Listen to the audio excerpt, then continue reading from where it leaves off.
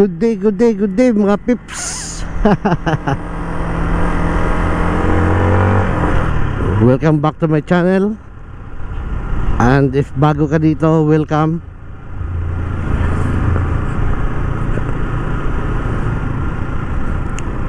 So ngayong araw na to, meron ba kayong kakaibang nakikita sa ating field of view?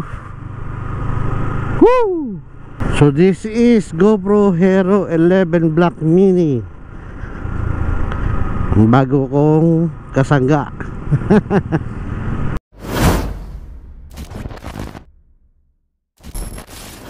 So in this video, sasagutin ko yung mga common na tanong about sa GoPro Hero 11 Black Mini. Dahil nga isa siya sa mga underrated na action camera or GoPro model dito sa atin sa Pilipinas. Dahil nga yung battery niya is non-removable, dadalawang isip yung mga kababayan natin kung ito bang bibilhin nila o hindi. So as you can see ngayon, yung field of view ko is naka hyper view, so same lang sa GoPro Hero 11 Black na regular or standard version.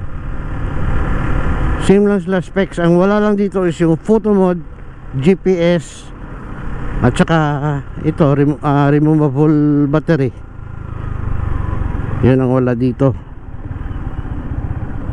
Teka, pag-gas muna ako. Wala na pala akong gas.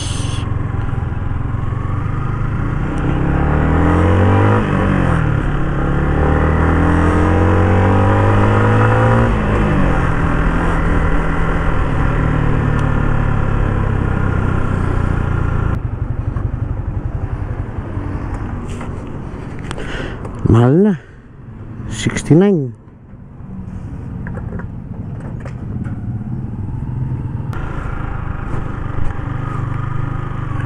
Sana nga ba tayo? Doon sa field of view.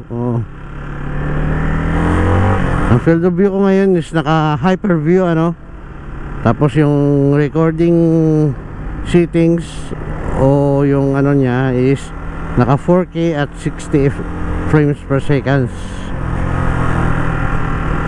Kasi hindi mo to magagamit ang hyper view kapag hindi ka naka 4K at 60 frames per second at 5.3K na resolution. At kapag gumamit ka naman ng 4K at 30 frames per second pababa hanggang 1080p, hindi mo to magagamit, hanggang super view ka lang.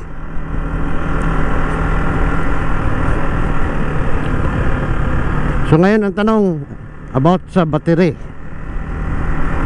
Yes, non-removable battery, pero you can shoot up to 2 hours in 1080p at 30 frames per second, Tapos pag dito 4K at 60 ka, nasa 1 hour naman yung shooting time mo. So about sa file size naman, yes, malaki po pag naka-on yung 10-bit mo color, naka high bit rate, tapos 4K at 60 ka pa, malaki. Yung 128 gig ko is nasa 2 hours lang and 35 minutes yung recording time na pwede. So tanong, paano kung nalubat ka? So i-charge mo. Pwede naman siya i-charge ng habang ginagamit mo, gamit yung power bank.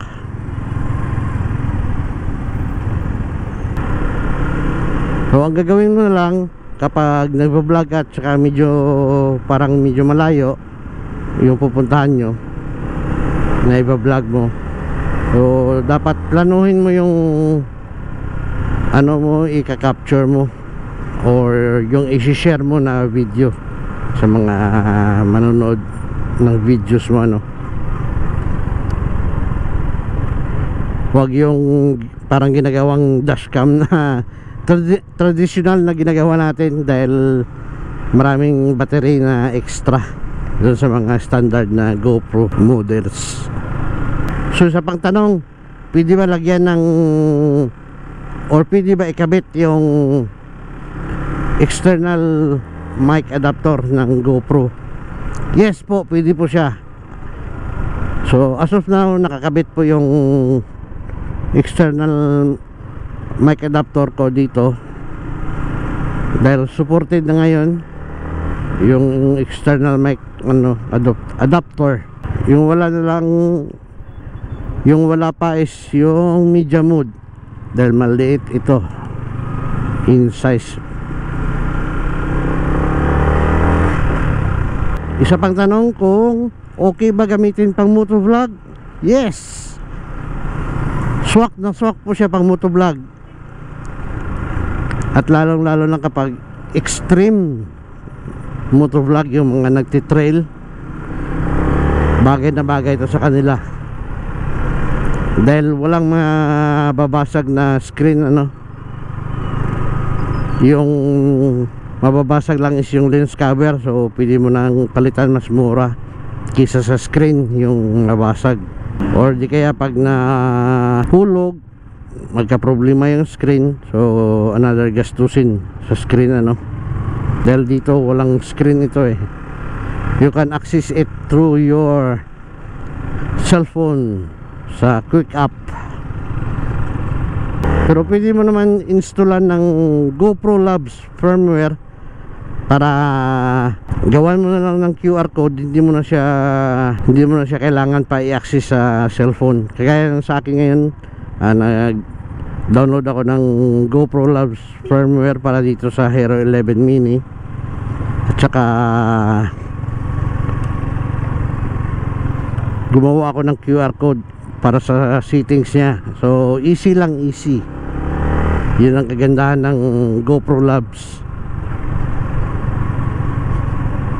Dagdag ko lang pala, nakalimutan ko kung about sa overheating issues. Yes, mag-overheat po siya kapag tuloy-tuloy yung pagre-record mo na mataas yung resolution mo, nasa 4K ka.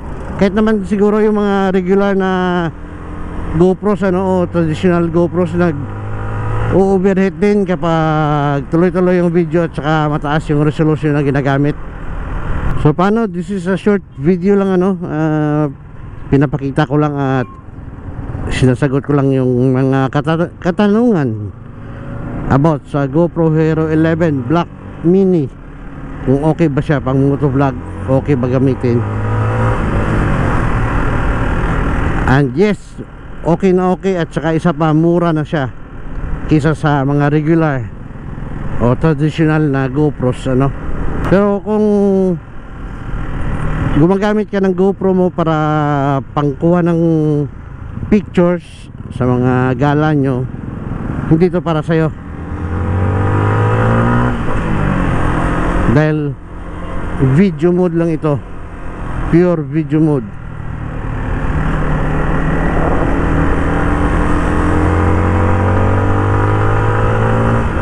So paano, sana nasagot ko yung mga katanungan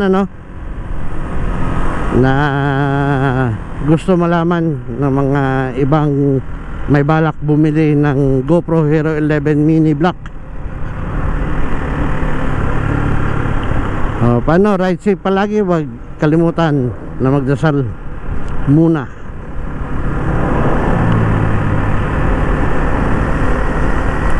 Till next video, ciao ciao ciao, babush, peace yo.